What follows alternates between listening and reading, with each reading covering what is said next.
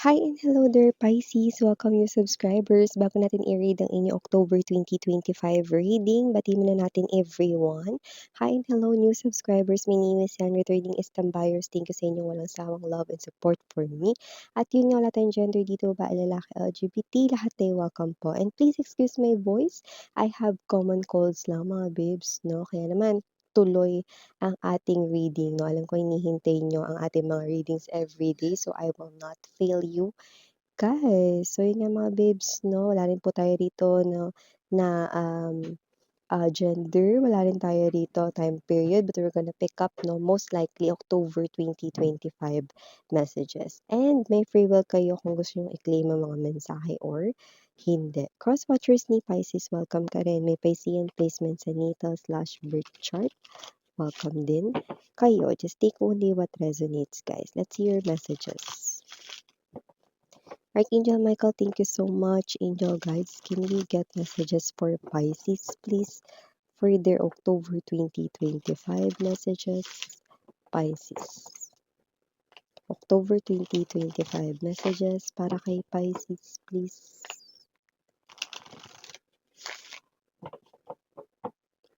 Okay, so let's go ahead and check this mga mensahe para sa'yo. Pisces, so guys, you do have here the energy of Ace of Coins, Nine of Wands, High Priestess, Strength card, Eight of Coins, Nine of Cups, bottom of the deck, Star for my Pisces people, King of Wands, and the Knight of Coins. Okay, so ito yung mga highlights ninyo mga babes, no? Para sa inyong buwan ng October 2025 messages. Meron ditong energy na posibleng may pagsubok ditong dumaan sa inyo ditong kaperahan.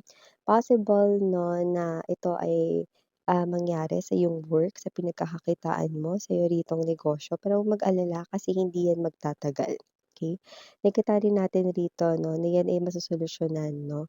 Okay, and universe right here is actually testing you dahil bibigyan niya kayo rito ng mas malaking opportunity when it comes to money and coins, no? Isa yung klase ng test or pagsubok kung ready na ba kayo, no, na i-level up ang inyo rito, no, na money flow, no? Ano yung sabihin doon, Miss Yan?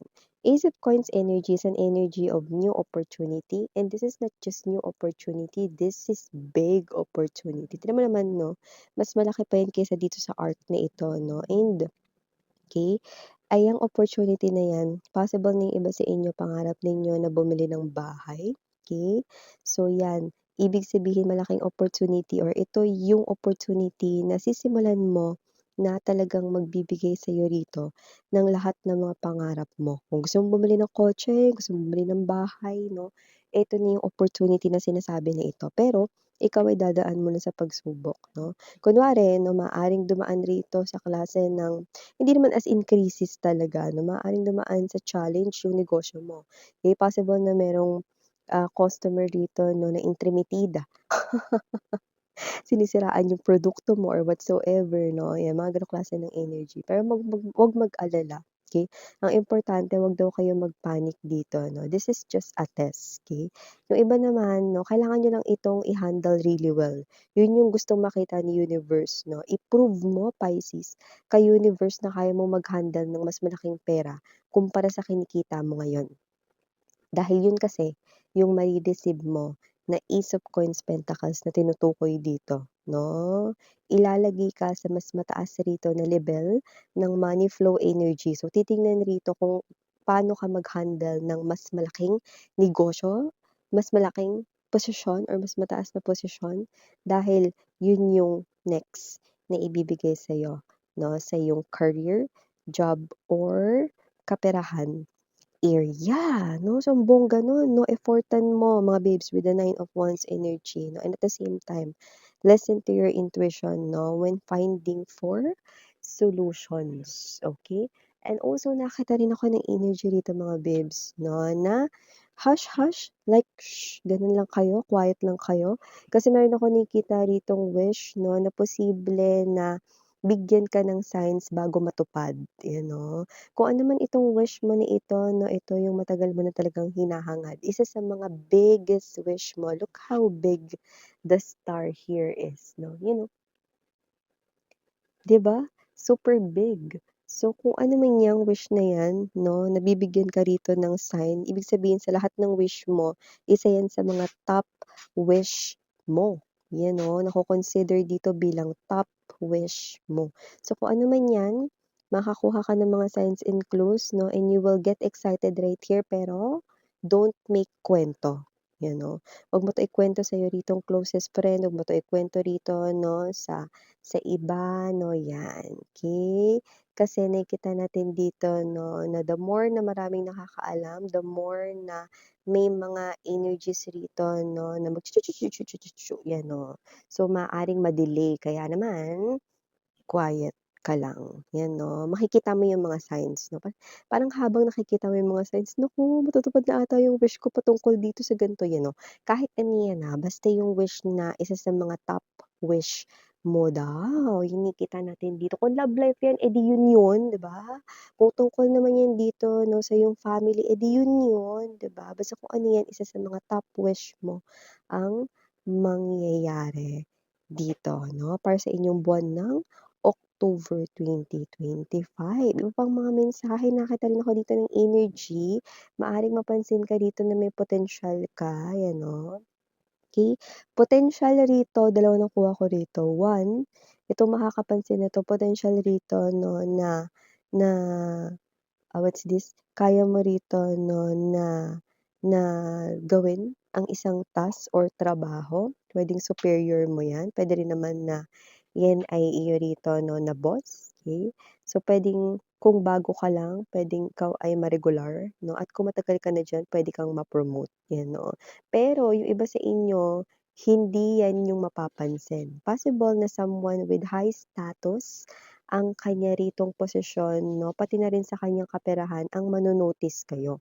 Puwedeng kasama niyo 'to sa trabaho 'no, or puwedeng makilala niyo siya sa pamamagitan ng inyong katrabaho, colleagues, coworkers dito 'no. So, ito ay mapapansin niya kayo rito na may potensyal kayong maging future spouse 'no. So, new love 'yun na lumalabas, yes, kasi itong tao na 'to ay looking for someone date to marry 'no. Ibig sabihin yung next niyang ide-date 'yun na talaga yung kanya ritong pakakasalan at dahil nakikitaan ka niya rito 'no, actually observation pa lang yung nangyayari ngayon, observing pa siya rito 'no, at maaaring mas lumala ang observation na ito dahil mas lalo magsusumigaw ang mga signs 'no, na nakikita niya sa'yo na ikaw ay may malaking potensyal bilang future spouse, then mas titindi ang pag-o-observe niya sa'yo this October 2025. Yung iba miss yan nagsimula, yes, nagsimula na rito, okey? So, maliban diyan, Pisces, nakakita rin ako dito ng energy, ng iba ba dito parang hoping kayo, ito very specific 'to, hoping kayo rito mag-bear ng child or magkaanak rito 'no, at ang tagal niyo na talaga ito na parang pangarap ng iyong person or ng partner mo dito. Then, maaaring ang news na 'yan ay posibleng hindi sa October, pero kung sa October 'yan magfo-fall, possible last week 'no. Pero for a lot of you Pisces 'no, na hoping dito 'no, na magkaroon ng magandang balita 'no, na magkakaanak ka na 'no, possible na 'yan ay between November, December this year.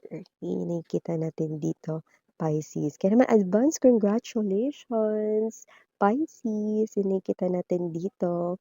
Nakikita rin kita maging busy 'no, magiging busy ka rito Pisces 'no, sa mga darating rito na mga linggo. Ewan ko kung ano 'to, meron ba kayo ritong hinahabol, may pressure on time 'no? So, nakikita ko dito mga babes 'no, na ikaw ito na ayaw mo yung may pending ka sa iyong shelf 'no, or sa'yo rito 'no, na mga files. Kaya nakikita ko rito na possible ka ritong mag-OT 'no.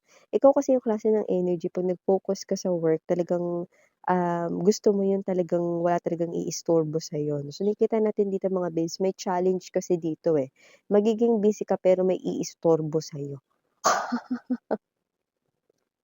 Kung sino man 'to na possible na may energy, buwisit ka sa tao na 'to. you know? At meron ding energy na matagal mo siyang hindi nakita at nakausap. Ikaw na yung humusga kung sino 'yan, okey? 'Yan yung tatawag-tawag sa cellphone mo, 'yan yung puwedeng puntahan ka mismo 'no, sa iyo ritong trabaho 'no, or sa bahay ninyo, okey? Yung iba diyan 'no, kasi work from home, okey? Akala niyo ligtas na kayo. Yung iba sa bahay nagwo-work na maiistorbo sa inyo rito, ano. Mapagamit man ang mga advanced technologies nowadays, yung iba pupuntahan rin kayo, okey? Bakit dun pa miss yun sa may araw ng ewan ko. Pero basta may gagambala rito sa araw na busyng-busy ka Pisces 'no. So maliban diyan Pisces nakita rin ako ng energy rito 'no, na yung taong hinihintay mo rito na mag-sorry na medyo may kataasan yung pride at medyo may kalakihan rito ang ego, ay nakikita kong magso-sorry sa'yo. Teka lang miss 'yan. 'Yan bang sorry niya labas sa ilong? 'Yan 'no? Hindi, kasi nakikita natin dito sincere itong tao na 'to sa paghingi ng tawad. Believe it or not, mataas yung pride niya dati, oo. Malaki ang kanyang ego dati, oo. But this person right here is humbling himself or herself 'no, para mapatawad mo siya. So, lumalabas dito Pisces that with the Knight of Pentacles, this person right in here, taos-puso ang paghingi niya ng tawad 'no. Nakita ko rito na nagiging weak siya because of that, 'yan 'no. So, kung sino man siya puwedeng inuusig na rin siya rito ng kanyang konsensya, pero mas malaki yung kanya ritong energy 'no, na parang hindi niya na kaya rito na hindi niyo siya pinapansin, ayan 'no. Pero wala rin namang garantiya mga babes 'no, na 'pag humingi ito ng tawad sa inyo, eh, papansinin niyo na talaga siya. Eh, parang may mga energies kasi sa inyo kayo kayo rito na parang, magpapatuloy pa rin dito yung silent treatment niyo sa kanya or, mas pinipili niyo na lang talaga na lumagay rito 'no, sa tahimik, 'yan 'no. Kasi nga medyo siguro dahil dun sa mga past experiences niyo sa kanya nakakaapekto pa rin ito 'no, or ayaw niyo na lang talaga siya ritong isali sa new chapter ng life ninyo, okey? Para if ever man na meron kayo sa isip niyo para if ever bumalik man 'yan sa dati niyang kaanyuan, dating kaanyuan. If ever bumalik siya sa dati, miss 'yan.